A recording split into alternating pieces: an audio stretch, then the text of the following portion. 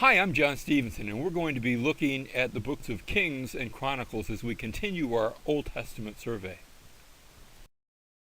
If you remember, we divided the books of the Old Testament into four sections. There was the Pentateuch, Genesis through Deuteronomy, then the historical books, that section in which we're now looking at, Joshua all the way down to Esther. Thirdly, the poetic books, Job, Psalms, Proverbs, Ecclesiastes, and Song of Solomon. And then the prophets, the prophetic books going from Isaiah all the way down through the minor prophets all the way to Malachi.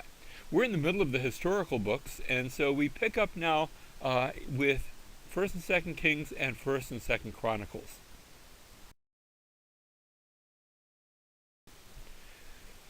When we last looked, we were going through 1st and 2nd Samuel, and we noted that it told the story of Samuel and Saul, and then David comes on the scene, and 2nd Samuel is all about David's reign as king.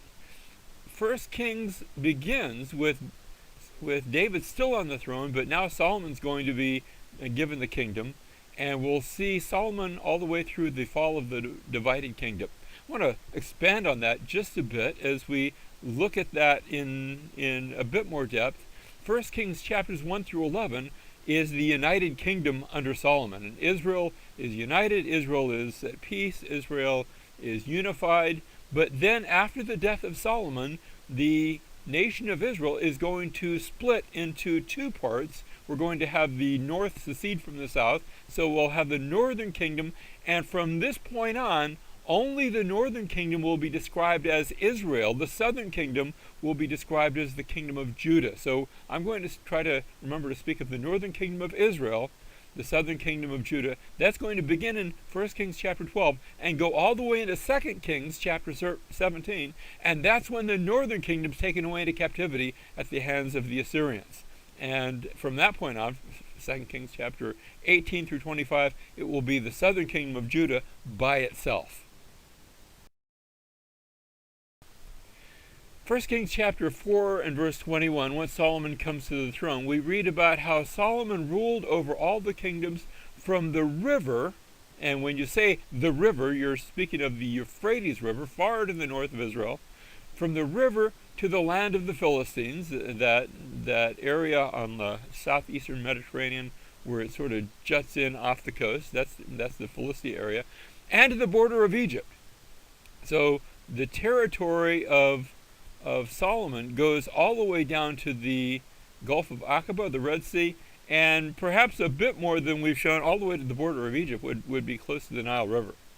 And we read that all of these kingdoms, including Egypt, all of these kingdoms brought tribute and served Solomon all the days of his life. So Judah and Israel lived in safety, every man under his vine and his fig tree. We're going to see that reference again and again, both in Kings, in the prophets. It will be the glory time of Israel when everybody lived in safety, every man under his vine and under his fig tree, from Dan even to Beersheba. Now those are the actual borders of Israel. The other that we were looking at was just the territories over which Solomon exercised influence, but actually the land of Israel goes from Dan, that's as far north as you can be and still be in Israel, to Beersheba, that's as far south you can be and still be in Beersheba, and this was the territory all the days of Solomon. And Solomon had 40,000 stalls. You know, when I think about it, it probably did originally read 4,000. Our Masoretic text and most of our translations says that Solomon had 40,000 stalls of horses for his chariots and 12,000 horsemen. It's been noted that the Septuagint, the Greek translation of the Hebrew Bible, made very early in its history, going back to around 200 to maybe even 250 BC, the Septuagint actually reads that Solomon had 4,000 stalls of horses for his chariots and 12,000 horsemen. That's probably a bit more accurate. Might have been somebody did what I did as I was just reading it. I mistakenly turned the numbers around, and it might be that one of the early scribes did exactly the same thing. Moreover, Deuteronomy tells us, back in Deuteronomy 17, verse 16, that a king was not to multiply horses for himself. And Solomon is doing that. The picture that you see here is reputed to be one of Solomon's stables. You actually have what they would call feeding troughs or mangers. Notice they're all made of stone. And this is at Megiddo on the valley of Jezreel. And so Solomon was doing something that was actually contrary to the instructions of the Lord, as had been given way back in the book of Deuteronomy. Psalms chapter 20 and verse 7 reminds us how some boast in chariots and some in horses, but we will boast in the name of the Lord our God. And that was probably why God had given that injunction that a king should not multiply horses for himself, lest he be tempted to trust in his own prowess, his own strength, rather than in the name of the Lord. Well, we read that Solomon's wisdom surpassed the wisdom of all the sons of the east and all the wisdom of Egypt. For he was wiser than all men, and then we have references to several very wise men, than Ethan the Ezrahite, than Heman, than Calcol, and Darda, folks that I don't know, but apparently they were known back in the day when this was written, sons of Mahol.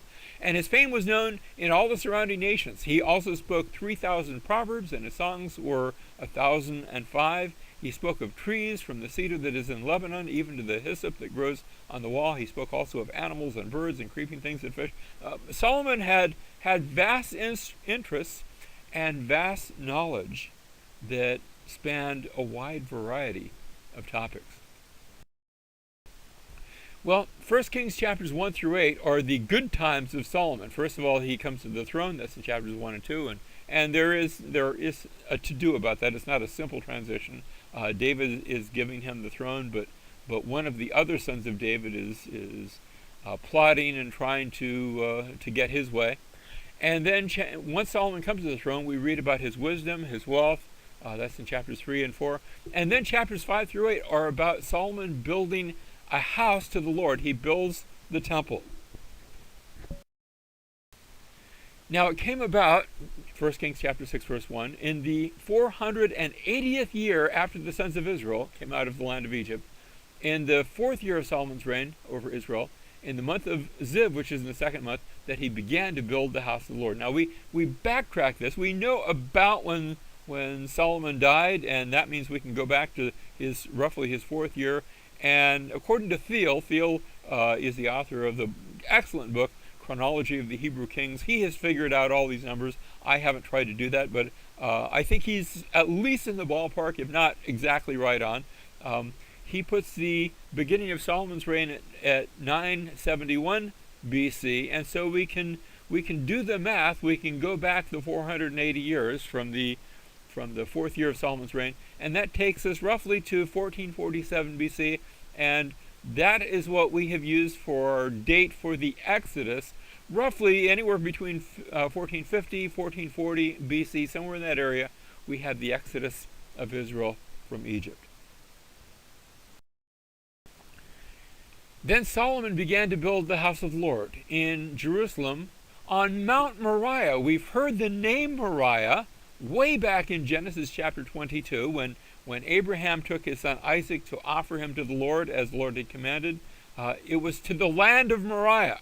Now we read about a specific Mount Moriah, and we read that this is where the Lord had appeared to his father David, at the place that David had prepared on the threshing floor of Onan the Jebusite. That was back in 2 Chronicles chapter 3 and verse 1. We looked at that last time in our study of the life of David.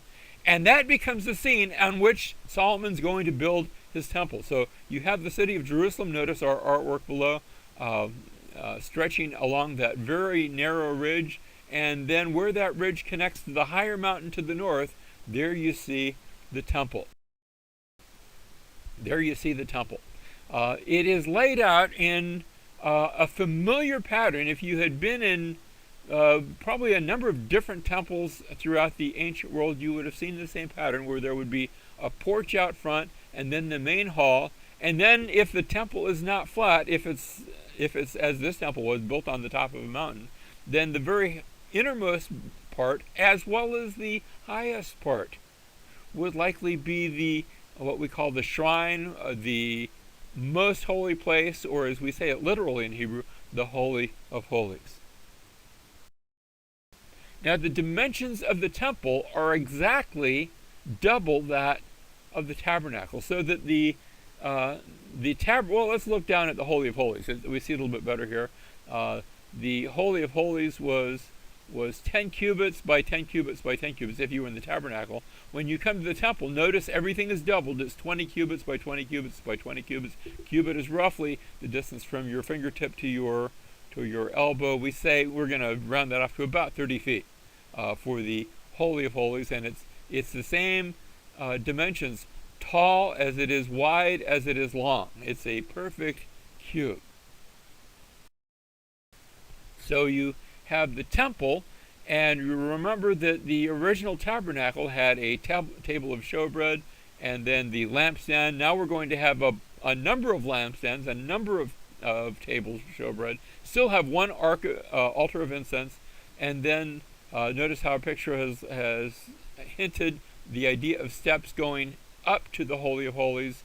If you go to what's called the Temple Mount today, you will see a risen area. It's called the Dome of the Rock, and if you were allowed to go inside the Dome of the Rock, and usually only Muslims are permitted to go in, but if you were permitted to go in, you would see an elevated rock. That would be the highest part of the mountain, and that seems to have been where the Holy of Holies was located. Here's another picture, again showing the number of lampstands, the number of tables as you made your way, and only the high priest could go into the Holy of Holies proper. Only the high priest was allowed inside. Here's a picture I took a number of years ago of the Dome of the Rock, and you can see you're going upstairs to get to the dome. If you're on the Temple Mount, you go to the very top of the Temple Mount, and that's the dome. And if you won't go inside the dome,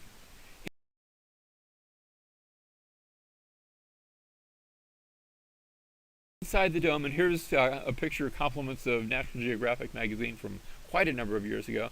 You see this raised rock, and that's what gives it its name, the Dome of the Rock. Now, on the outside of the temple, you had still the altar, the altar upon which sacrifices would be given. But instead of a portable altar, this is a huge altar assembly now. And instead of a portable little laver of water, you have a giant laver of water. In fact, it was so big they would refer to it as the sea. Now, we read in 1 Kings chapter 11, verses 1 and 2, that King Solomon loved many foreign women, along with the daughter of Pharaoh, and then we have mentioned some of these others in addition to the Egyptian princes, Moabite, Ammonite, Edomite, Sidonian, Hittite women, from the nations concerning which the Lord had said to the sons of Israel, you shall not associate with them, nor shall they associate with you, for they will surely turn your heart away after their gods. And Solomon does exactly what had been forbidden. He not only associates, he associates very closely. He marries these various princesses. These are alliances of marriage. He's doing this to sort of expand his kingdom. And yet he's doing so in a way that the Lord had forbidden. And we read that Solomon held fast to these in love. He grew fond of these various women. He had 700 wives, princesses, and 300 concubines, and his wives in particular turned his heart away, for when Solomon was old, his wives turned his heart away after other gods, and his heart was not wholly devoted to the Lord, as his God, as the heart of David, his father, had been. And it came about at that time when Jeroboam went out of Jerusalem. Now Jeroboam was the chief foreman working for King Solomon. He was in charge of all the building projects. It was his job to make sure everybody did their job. And as Jeroboam walks out of Jerusalem one day, that the prophet Ahijah, the Shilonite, found him on the road. Now Ahijah had clothed himself with a new cloak. Do you remember the last time we specifically looked at cloaks? We saw that the cloak worn by Samuel had been torn by Saul. And Samuel had used that as a sign and had said, in the same way you tore my cloak, so the kingdom will be torn from you. So now Ahijah had clothed himself with a new cloak, and both of them were alone in the field. And then Ahijah took hold. Ahijah, the prophet, takes hold of the new cloak that he's wearing, and he tears it. But he just doesn't tear it in two. He tears it into 12 pieces. Where have I seen that symbolism? That symbolism of back in the book of Judges, where a concubine is murdered and she's torn or cut into 12 pieces. And then Saul, his call to action had been to take his oxen and slay them, offer them as sacrifice, and then cut them into 12 pieces. So here the imagery all comes together in this act as Ahijah takes this new cloak, tears it into 12 pieces. And he said to Jeroboam, take for yourself 10 pieces, for thus says the Lord, the God of Israel, behold, I will tear the kingdom out of the hand of Solomon and give you 10 tribes. So each piece represents a tribe. That's a familiar symbolism, verse 32. But he will have one tribe. You say, wait a minute, I've got 10 minus 1, that's 11, or 10 plus 1, that's 11. What about the others? Well, you almost don't count Benjamin because it's such a small tribe, and they sort of come to be associated with Judah. And also there's the tribe of Levi. This is a little test question that sometimes I ask. How many tribes were there? There were 12 sons of Joseph, but technically there were 13 tribes because the tribe of Levi did not get an inheritance. The Lord was their inheritance. And they're also going to be more and more associated with where the temple is, of course, and with the southern kingdom of Judah. So verse 32, but he will have one tribe for the sake of my servant David, and for the sake of Jerusalem, the city which I have chosen from all the tribes of Israel. Because they have forsaken me, and have worshipped Ashtaroth. Here's the reason why it's taken away from Solomon. They've worshipped these other gods, the goddess of the Sidonians, Chemosh, the god of Moab, Milcom, the god of the sons of Ammon, and they have not walked in my ways, doing what is right in my sight, and observing my statutes and my ordinances, as his father David did. They didn't act like David, and that's a problem. They did not, and I'm not talking about David's adultery or his murder, but his desire to follow the Lord. So when Solomon dies, what we're going to have is a division. Now we'll have Judah in the south, and when we refer to Israel, that will be only the northern tribes of Israel, the 10 northern tribes.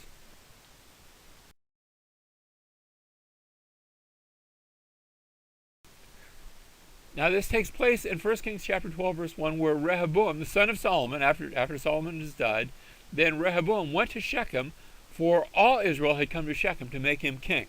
It was not automatic that he would be recognized as king. He has to come and be recognized. And he comes to this place, Shechem. The name Shechem means it's actually the space between your shoulder blades. And if you can imagine these two mountains on either side, Gerizim and Ebal, are sort of like shoulder blades, and then Shechem sort of lies, right in that hollow. And this is the same place where Jacob's well had been dug, and this is also the same place where hundreds of years later, where Jesus is going to come to this town, which by now will be called Sychar, and he'll have an afternoon discussion with a Samaritan woman.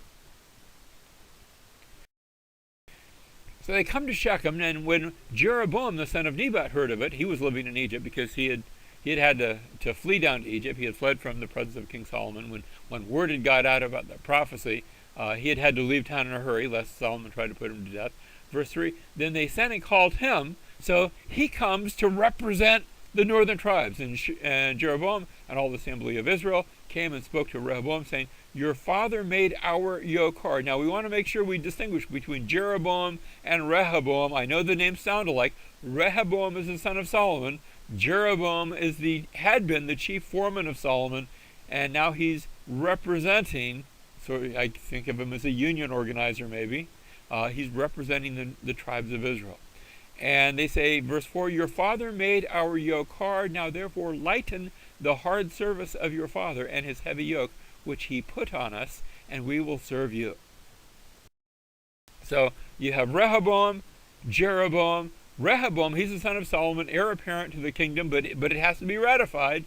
Jeroboam, he is the former appointee over the labor projects of Solomon. Rehoboam seems to have been a young man. Now maybe that's relative, but Jeroboam seems to be considered more mature, Maybe he's had more experience. I'm not sure if he's actually older in years, but very, very likely he was. Rehoboam's from the tribe of Judah, although his mother is a princess of Ammon, one of those princesses that Solomon had married. Jeroboam, by contrast, is from the tribe of Ephraim. He is from one of those northern tribes.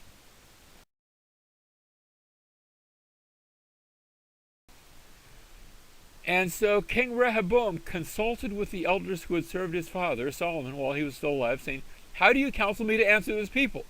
And they spoke to him, saying, "If you will be a servant to this people today, and will serve them and grant them their petition, and speak good words to them, then they will be your servants forever. Speak to them nicely, and they're in your pocket." But he forsook the counsel of the elders which they had given him, and instead he goes and he consulted with the young men who grew up with him and served him. So he said to them, "What counsel do you give me that we may answer this people who have spoken to me, saying, 'Lighten the yoke which your father put on us'?" And now he gets advice, a very different sort of advice.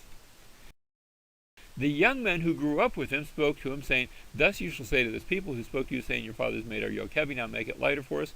But you shall speak to them, 'My little finger is thicker than my father's loins.'" If that sounds a little on the risque side, if that sounds rather harsh, it is. It's very, very harsh. It's very explicit. It's rather crude. He goes on to say, "Whereas my father loaded you with a heavy yoke, I will add to your yoke. My father disciplined you with whips, I will discipline you with scorpions." You haven't seen anything yet. So here we have the contrast. The elders, the older advisors, they say, and these are the ones who had served as advisors to Solomon, so they've had some experience dealing with the people. The young men, on the other hand, they've grown up with Rehoboam. They haven't had experience at anything. They're sort of backseat drivers and don't really have any good experience at this. The elders say, "Be a servant to the people, grant them their petitions, speak good words to them." The young men say, "Threaten the people with even greater burdens."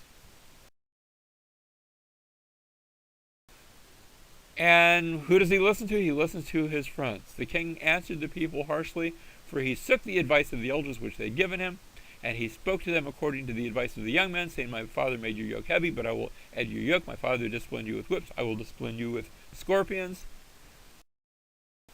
Here's what my father did. He made your yoke heavy. Here's what I'm going to do. I'm going to add to your yoke. Here's what my father did. He disciplined you with whips. Here's what I'm going to do. I'm going to discipline you with scorpions." So the king did not listen to the people, but notice we have now a commentary that's inserted. "For it was a turn of events from the Lord." God is the one who's bringing this about. Yes, Rehoboam's making his own decision. Rehoboam's listening to counsel and deciding on it using his own quote-unquote free will. But on the other hand, it was a turn of events from the Lord. God is the one who brought this about in order that he might establish his word, which the Lord had spoke through Ahijah the Silonite to Jeroboam the son of Nebat. And so God is the one who brings this about, who wins, and who causes the nation to be divided. This reminds us of the Proverbs chapter 21, verse 1. "The king's heart is like channels of water in the hands of the Lord. He turns it wherever he wishes." If anyone had free will, it was the king. But notice how the Lord had maneuvered Rehoboam to make the decision that the Lord wanted to bring about. And when all Israel saw that the king did not listen to them, the people answered the king, saying, "What portion do we have in David? We have no inheritance in the son of Jesse. To your tents, O Israel! Now look after your own house, David."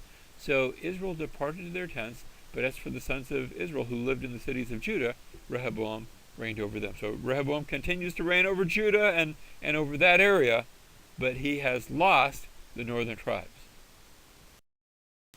So we have a division now between Israel in the north. I'm going to try to remember to call it the 10 northern tribes of Israel, and Judah in the south. And so you have the king of the south, that's Judah. The king in the north, that's Israel. And Jeroboam is going to now be the leader of that northern kingdom. And we read in chapter 12, verse 25, that Jeroboam built Shechem in the hill country of Ephraim. Now, there was already a city called Shechem, but he builds it up.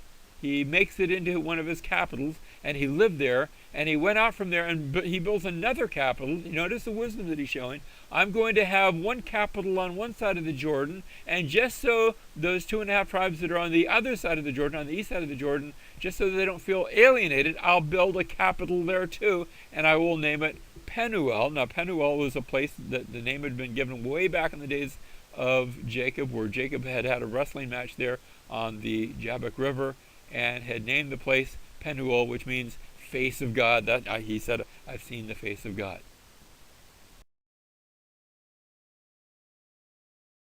And now, this brings up a problem. Jeroboam said in his heart, now the kingdom will return to the house of David.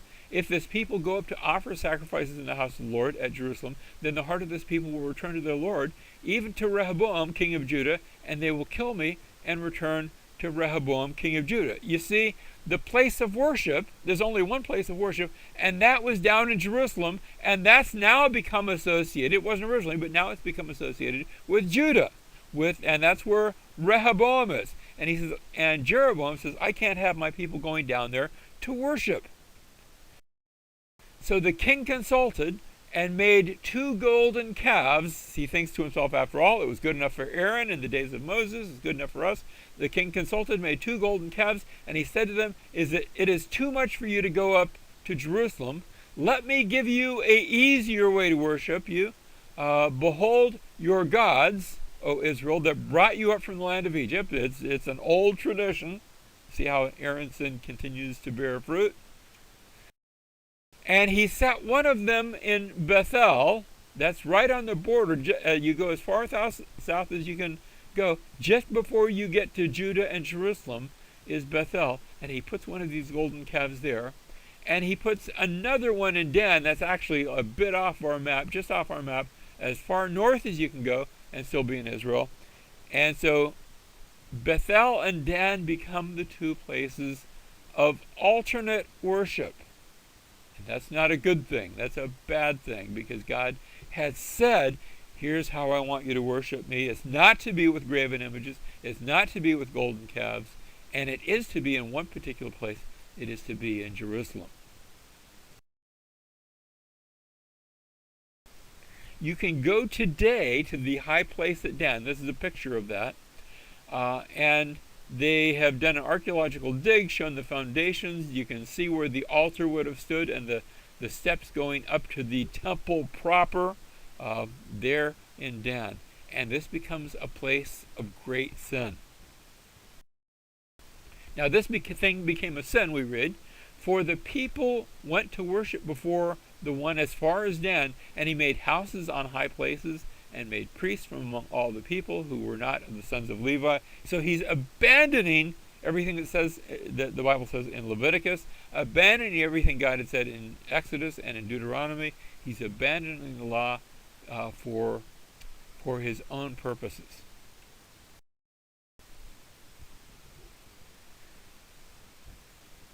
So we have the divided nation.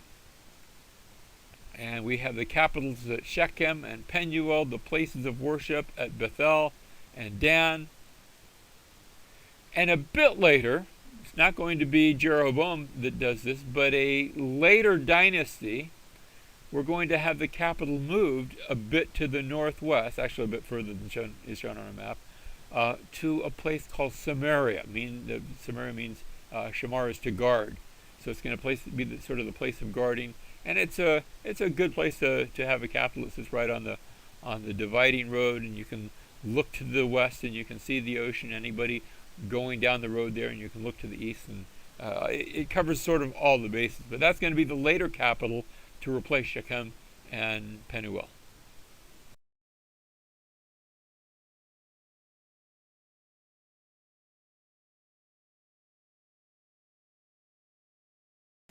Now, a summary of the kings of Judah and the kings of Israel. We have the southern kingdom of Judah, the northern kingdom of Israel, and we're going to have 19 kings reigning over Judah. There will be a brief period where there's a queen instead of a king. That won't be a good thing. That'll be at Judah's low point. And there'll also be 19 kings over the northern kingdom of Israel. And you say, man, that sort of sounds like things are going the same in both places. But remember, the northern kingdom of Israel isn't going to last nearly so long. It will be taken into captivity over 100 years earlier, which means that those 19 kings that reign over Israel reign on the average for a much shorter period than the 19 kings and one queen who reign in Judah. The capital of the southern kingdom of Judah is Jerusalem. The capital of the northern kingdom of Israel starts out as Shechem and eventually becomes Samaria. The southern kingdom of Judah has the tribes of Judah and Benjamin, and I would also include the Levites there. The northern kingdom of Israel has the 10 northern tribes. The southern kingdom of Judah, when we look at the kings, most of them were unstable. You have a few good ones. You have some that were bad. You look at the kings of the northern kingdom of Israel, they're all bad. And of those all bad kings, two of them, Ahab and Ahaziah, were actual worshippers of a different god. They were idol worshippers, not only worshiping at the golden calves, but actually not even using those to worship the Lord. They're actually saying, forget the Lord, we're going to go worship some other god. The southern kingdom will last until the year 586 BC. If you say 587, that's okay. I'm not going to quibble over the year. But I'll continue saying that. It's conquered by Babylon, taken away in captivity, destroyed in 586 BC. The northern kingdom of Israel, much earlier, will be conquered by Assyria in the year 721 BC.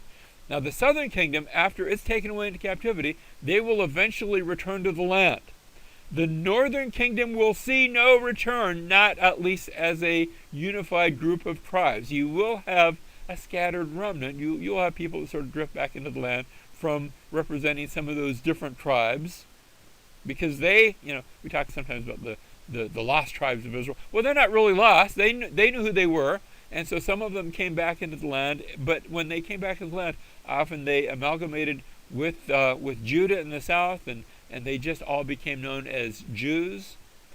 And eventually, given enough time, and I'm not even talking even by the New Testament, but even after that, eventually, many of them, if not all of them, will lose their tribal identity. They'll still know themselves as Israelites, and they'll refer to themselves as Jews, but they won't be able to tell you eventually from what tribe they come.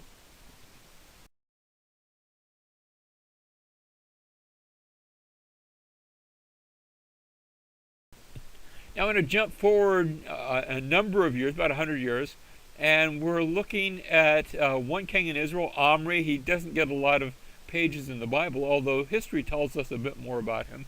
He seems to be a very robust king, and he's bringing Israel to a very high point, and he enters into an alliance with the king of Sidon, the Phoenician king Ethbaal, or we might call him Etobaal.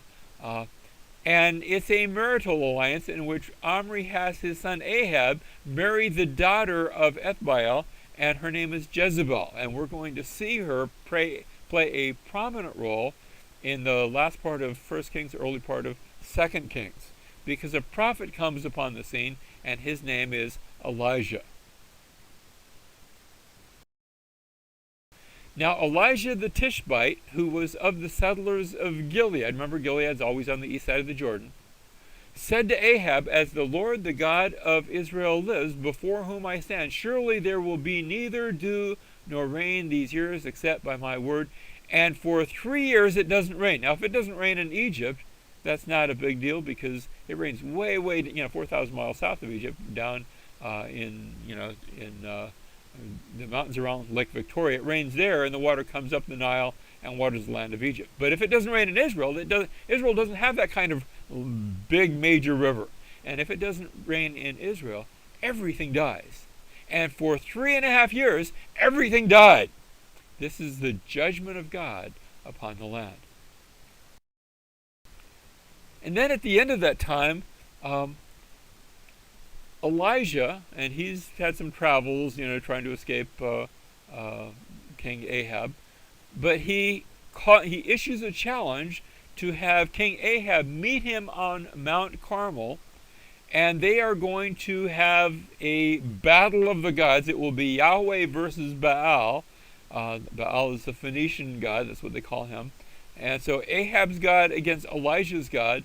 And the question is, which one is able to call fire down from heaven? And the multitude have gathered, and all the priests of Baal have gathered. And the question before the house is, who will you serve? Whatever God is able to accomplish this, he will be God, and that is the one you should serve. And of course, you know the story. The prophets of Baal, they call upon Baal all day. In the middle of the day, Elijah's sort of having fun with him. He's saying, call a bit louder. Maybe your God's in the bathroom and he can't hear you, and toilet's flushing, or maybe it's on the telephone. And he gives sort of the ancient equivalent of those little jibes. And then when it's all over, Elijah prays, and fire comes down from heaven, and Elijah turns the heart of the people back to God. The false prophets of Baal are put to death, and at least for a brief time, many in Israel begin to turn back to the Lord. Now, an outline, and I'm passing over many things that Elijah does, and eventually he's going to be replaced by Elisha. But I want to give you this outline of 1st and 2nd Kings to bring the whole story sort of into focus. Notice how we begin with the United Kingdom of Solomon, 1 Kings chapters 1 through 12. And we've already talked about the kingdom was originally united, and then after the death of Solomon, it divides.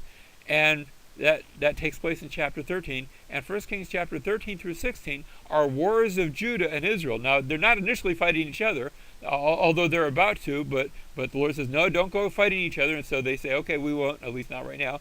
They eventually do, but they're fighting other people, and eventually they're fighting each other too.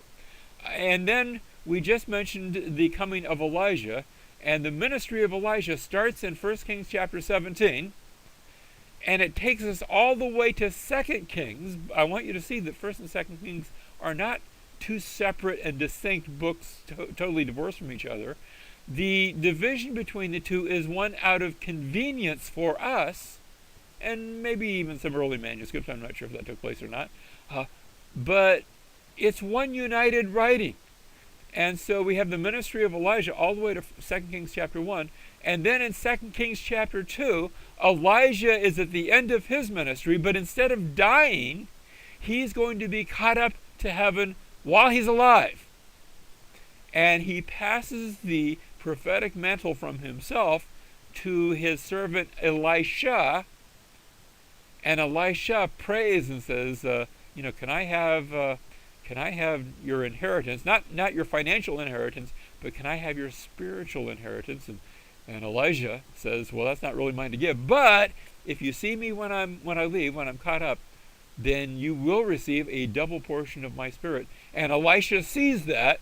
And now we have the ministry of Elisha from 2 Kings chapter 3 all the way to 2 Kings chapter 13. And if you thought the ministry of Elijah was something, fire coming down from heaven, and he says don't rain, and it didn't rain, and all sorts of other things, the ministry of Elisha, it's as though everything is times two. Not literally speaking, but there's so many more miracles that are mentioned. And so we have the ministry of Elisha. And then we have, notice how we had back in 1 Kings chapter 13, verse 13 through 16. Now corresponding to that, in 2 Kings chapters 14 through 17, we have, again, wars of Judah and Israel. And it ends with a war of Israel against the nation of Assyria. And Assyria wins, and Assyria wins big because the nation of Israel, the northern kingdom of Israel, is taken away now into captivity. So that now in 2 Kings, beginning in chapter 18, you have just the kingdom of Judah, and it's Judah by itself, because there is no more northern kingdom of Israel. Now we left off with Jezebel and Ahab and the direction in which they had taken the nation of Israel, and we saw how Elijah turned that around in a big way, although Ahab and Jezebel are still on the throne at that point. And now Ahab enters into a military alliance with Jehoshaphat, the king of Judah, and just as his father had done by sealing that alliance with marriage, so Ahab does the same thing. and they have several children, including a daughter named Athaliah, and they marry Athaliah to the son of Jehoshaphat, Jehoram. The names are going to get a little confusing here because we have Jehoram, and yet we also have one of the sons of Ahab and Jezebel named Joram, and sometimes that's actually spelled like it looks like Jehoram, so it's just two renditions of the same name, two different people with the same or similar sounding names. And it's going to continue on into the next generation because Jehoram and Athaliah, they also have a son who will be Ahaziah, who's apparently named after his uncle on his mother's side, another Ahaziah there. And things are going to go bad to worse, especially when Ahaziah is killed along with one of his uncles, and that leaves, Judah without a king upon the throne, and Athaliah, the queen, daughter of Jezebel, and they say the acorn doesn't fall far from the whatever kind of tree acorns come from, but Athaliah is acting much like Jezebel, and in this case, she goes out and she murders all of the other royal family. Anybody she can get her hands on are put to death, so that there will be no line in Judah. Now remember, if there's no line in Judah, then there is no promised son of David to sit upon the throne, which had been part of the covenant that God made. And if there's no promised son of David, there's no Messiah. And if there's no Messiah, there's no salvation. And if there's no salvation, we're all going to hell. So this is bad news, not just for those that are there. This would be bad news for us. The good news is that she misses one of her grandsons, Joash, and he's hidden in the last place that she thinks to look. He's hidden in the temple, which is largely abandoned at this period as she's leading the people into idol worship and the worship of false gods. But Joash is hidden in the temple, and eventually when he's around 7 years old, he's brought out, and she is put to death, and young Joash with his guardian, who the high priest is sort of overseeing him, reigns, and as long as that guardian's alive, things are going good, and so the line continues. Now we want to move back to the north. We already talked about the fall of Israel, but I want to look at that in a bit more depth.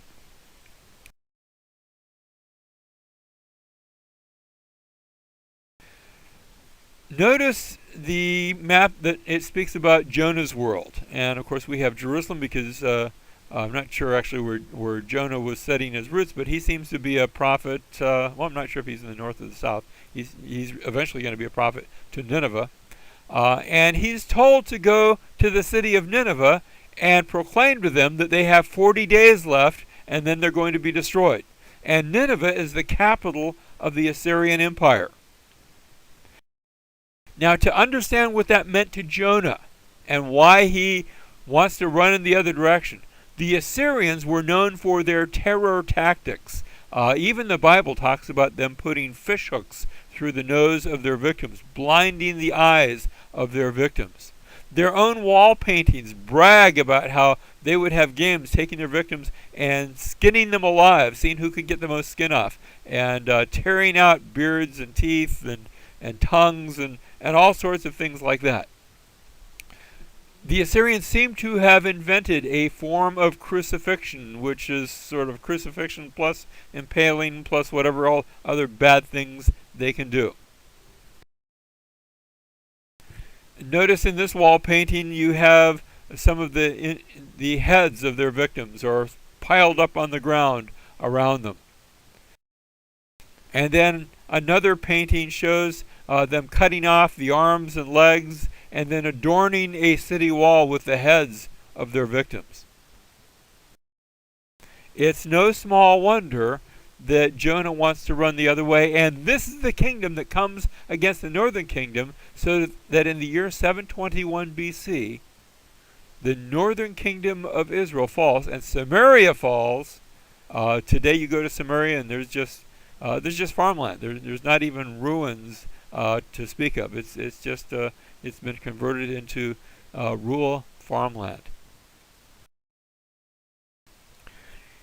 In the 9th year of Hoshea, the king of Assyria captured Samaria and carried Assyria away into exile to Assyria and settled them in Halah and Habor on the river Gozarks, and in the cities of the Medes. Now, we're going to read about the Medes in a bit, but the northern kingdom of Israel now has ceased to exist. Now, this came about because the sons of Israel had sinned against the Lord their God, who had brought them up from the land of Egypt, from under the hand of Pharaoh, king of Egypt, and they had feared other gods and walked in the customs of the nations whom the Lord had driven out before the sons of Israel, and the customs of the kings of Israel which they had introduced. So Israel is no more, and meanwhile, in the south, we have King Hezekiah coming to the throne, and he is facing the Assyrians because they're not done yet. Their plan is next to come up against Judah and take Judah into captivity in the same way. And Hezekiah comes on the scene, and he begins with a series of reforms. First of all, a religious reform, where he calls the people to return to the Lord. Next, we read about, and this is mentioned both in Kings as well as in Isaiah, where he receives envoys from the king of Babylon. Now, Babylon in his day is a second-rate power, but he receives envoys from Merodach-Baladan, the king of Babylon, the king of that particular city, and he shows them all around, shows them all his treasures. We get the sense maybe he's showing off a little bit. And Isaiah says, you shouldn't have been doing that. Because of that, Babylon, one of these days, is going to come back to get all that treasure, to get all that gold you've been with which you've been showing off, and that wasn't a good thing. Next, Hezekiah finds himself revolting, or seen to revolt, whether he's doing it purposefully or not. There's a revolt against Assyria, and Assyria comes down to conquer Hezekiah. Now, in preparation for their coming, Hezekiah is trying to fortify Jerusalem, and some interesting things take place along this line. There was discovered back in the 1800s a tunnel, and it's known as Hezekiah's Tunnel. It goes through underneath the entire part of David City. You can see it here listed on this chart. It sort of zigzags its way. I've been through the tunnel, and it carries water from the spring on the north side all the way down to a pool which empties on the south side of the city, but within the city walls, so that you always have now water inside the city. You can go inside the tunnel itself. I was there a number of years ago, walking through and it's about 1,700 feet from one end to the other. In places the ceiling is rather low, and in places it gets rather high as you're following the water. And the time of year we were there, it was in the summertime, so the water wasn't all that high. You come to the end. Now, they didn't have this when I was there. My older brother was there just last year, and there's an inscription. When I was there, there was just a big hole there because archaeologists, actually it had been Turkish archaeologists, had cut the inscription that had been discovered there out of the rock, and they had taken it to the museum in Istanbul. So if you go to Istanbul, and I've been there as well, if you go to Istanbul, you can go to the museum and see the original the rock face that's called Hezekiah's inscription that's there. But now if you go to Hezekiah's Tunnel, where my brother here is shining the light, you can see a replica of the inscription, and it tells the same story that the book of 2 Kings tells. Only it tells it from the workers' point of view, about how they dug this tunnel, and one team of workers were on one side and one were on the other, and they sort of met in the middle, and they had a big party and rejoicing when they finally dug this. They don't really talk a lot about Hezekiah because, after all, he's up in his palace doing his thing. Sure enough, the Assyrians come up against Hezekiah. They come up against Jerusalem. They threaten to capture the city. And when all seems lost, we read that it happened that night that the angel of the Lord went out and struck 185,000 in the camp of the Assyrians. And when men rose early in the morning, behold, all of them were dead. So Sennacherib, that's the king of Assyria, king of Assyria, departed and returned home and lived at Nineveh. He only lived for a short time there, and then he too was ultimately assassinated. Now, The Assyrians do not actually tell the story of losing 185,000 soldiers. In fact, the Assyrians, much like the Egyptians, never talk about their own defeats. It's a bit like when we, my wife and I, were watching the television way back when the Americans rolled into Baghdad in what they called the Second Gulf War, and we were watching these embedded journalists who were in Baghdad, and they had their cameras focused upon the Minister of News, translated Minister of Propaganda, the Iraqi minister there. And he's standing up there facing the cameras, and he says, "We have won the war. The Americans are all dead in the desert. We have won the victory." And all of a sudden the camera, you actually hear a voice outside of the camera range saying, "What's that?" And all of a sudden the camera just pans to the right, looks down the street, and there's American tanks rolling into the city of Baghdad. And this minister of propaganda says, "Don't look at that, don't look at that. We won, we won." Now, I saw that with my own eyes. Notice things haven't changed in 3,000 years, because way back in Sennacherib's day, he goes back home and he records, he says, "This city I defeated, and that city I defeated, and that king I hung up by the heels, and I cut this king's legs off, and I did all these things. As for Hezekiah the Jew, who did not submit to my yoke, 46 of his strong-walled cities, as well as their small cities in their neighborhood, which were without number, by Escalade and bringing up siege engines." He's describing all the war. And then he talks about Hezekiah himself, like a caged bird I shut up in Jerusalem, his royal city. Notice he says, I came to Hezekiah, I killed all these other kings, and I came to Hezekiah, and I surrounded him. And that's all it says. Then it stops, because he can't say that he defeated Hezekiah, because Hezekiah is still very much alive. And so he paints himself as though he won this great victory, but really it was anything but. In fact, it was a great defeat that the Lord had won. The Lord had won the victory. Now, we go to a couple of generations later, just like we had a reform under Hezekiah. Unfortunately, his son and grandson don't really continue those. But then his great-grandson, Josiah, likewise brings about a reform, again a religious reform, where he's saying, "Go cleanse the temple and bring it back up to what it ought to be." And it's during this time that Assyria falls. Nineveh is captured, destroyed, never to be rebuilt, and that dreadful kingdom of Assyria that for so long had threatened Judah, had taken Israel into captivity, it now falls to the hands of actually two different groups of people. Three, depending on how you count. The the city of Babylon, with its king Nabopolassar and its young prince Nebuchadnezzar, team up with the Medes to the east. These are the rough mountain people to the east.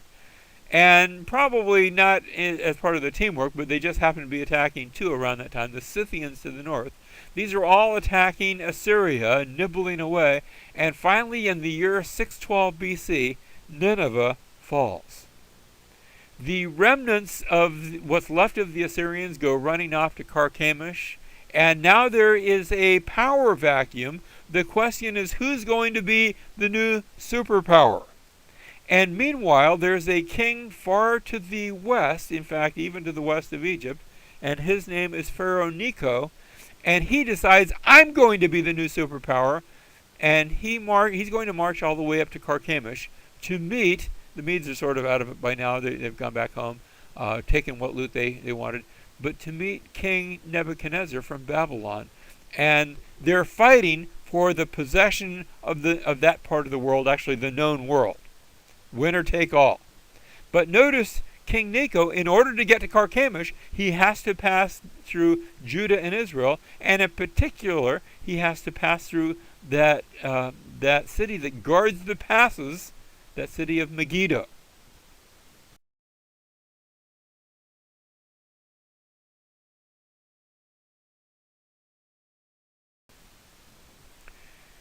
He's going to lose. The king of Egypt loses, and Nebuchadnezzar comes chasing him all the way back down. And Nebuchadnezzar comes down to kingdom of Judah. There is no more kingdom of Israel, but the kingdom of Judah. And that puts Babylon, just like Isaiah had promised to Hezekiah, that puts Babylon on the front doorsteps of Jerusalem.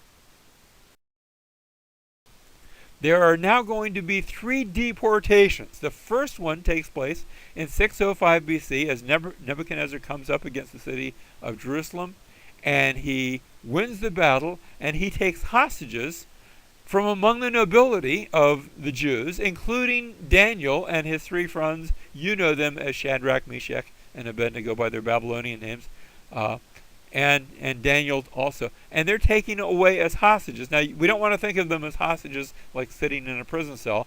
They're treated well. They're going to be raised as though they were good Babylonians. The idea being that they are both hostages and maybe future leaders, but that have been thoroughly indoctrinated in the religion and in the thinking of Babylon. But that's not the last time Jerusalem's taken. Jerusalem again rebels, and in the year 597 BC, again Nebuchadnezzar is back, and this time, when he captures the city, a total of 10,000 of the craftsmen are taken, including a prophet by the name of Ezekiel. And you think by now they're not going to do any more rebelling. God says, I've raised up Nebuchadnezzar. You just don't mess with him. You obey me, trust in me. And the Jews do not, and the king does not. And the last king, Zedekiah, he's just as bad as a couple of his forerunners. In fact, all 3 sons of Josiah who reign after Josiah has died, and all 3 are bad, and as well as a grandson. But in 586 BC, for the last time, Nebuchadnezzar comes now for the 3rd time. Again, he captures the city of Jerusalem. This time, the temple is destroyed, and all the rest of the inhabitants, not that doesn't mean every single man and woman, but generally speaking, the inhabitants of Jerusalem are taken into captivity. And Jerusalem now ceases to exist. It's left in ruins. And the southern kingdom of Judah ceases to exist, just like the northern kingdom of Israel had ceased to exist. We read in 2 Kings chapter 25, verse 9, and speaking of Nebuchadnezzar, and he burned the house of the Lord, the king's house, and all the houses of Jerusalem, even every great house he burned with fire. So, Kings versus Chronicles. Now, I've just been giving you the story of both of these books, but I really haven't distinguished between the books of Kings, 1st and 2nd Kings, and the book of 1st and 2nd Chronicles. Kings gives us the prophetic perspective, and judgments are sort of in our face. Well, that's the thing that comes most to mind. Chronicles tells us much the same story, but it gives us what we could call the priestly perspective. And the theme, instead of judgment, I think that's there, but there's a bigger theme of hope at the end of the day. In the books of 1st and 2nd Kings, wars are prominent. In the books of 1st and 2nd Chronicles, the temple is prominent. In fact, rule of thumb: if you can't see it from the temple, it's not mentioned in Chronicles. Remember, in 1st and 2nd Kings, especially during the day of the divided kingdom, sometimes you're going to Israel in the north, sometimes you're going to Judah in the south, and it goes back and forth. You almost need a play card to sort of keep track of where you are. Am I in the north or I'm in the south? Chronicles doesn't do that at all. In 1st and 2nd Chronicles, you're only looking at what's happening in the south, unless you're looking at somebody that's having dealings with the kings of the south. If the king of Israel comes down and they go and either fight against each other or they're fighting a common enemy, then Chronicles talks about the kings of the northern kingdom of Israel. But other than that, it's the view from the temple. In the book of Kings, it's the history of thrones. In the book of Chronicles, it's the history of the Davidic line. In Kings, you're looking at Israel and Judah. In Chronicles, it's mostly Judah, unless Judah is specifically doing something with or against Israel. Kings is really the story, it's a morality story. Are you going to do what is right? And in Chronicles, the story is of redemption, because the way it ends, you see, 1st and 2nd Kings ends, they've been taken away into captivity. 1st and 2nd Chronicles, 2nd Chronicles ends the same way, except it has a couple more verses, and it talks about, yes, they're taken away into captivity, but at the end of the day, after the captivity, they're eventually brought back into the land.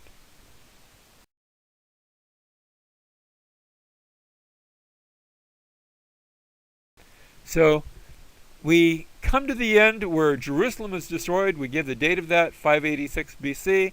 I haven't really mentioned any of the prophets. We'll see more of them when we go through the prophets, but some of the prophets around that time, Zephaniah. Jeremiah is an eyewitness to all these things. He's there when Jerusalem is destroyed, tells it both in the middle of his book and also in the last chapter again. We have other prophets like Habakkuk, maybe Obadiah around that time. Ezekiel, we already mentioned how he's with that second captivity taken, the 10,000 that are taken. And then Daniel, he's an eyewitness to the whole thing, although from the perspective of Babylon, because he's one of those first captives taken, one of those hostages taken, and he's going to be in Babylon for the length of the Babylonian captivity.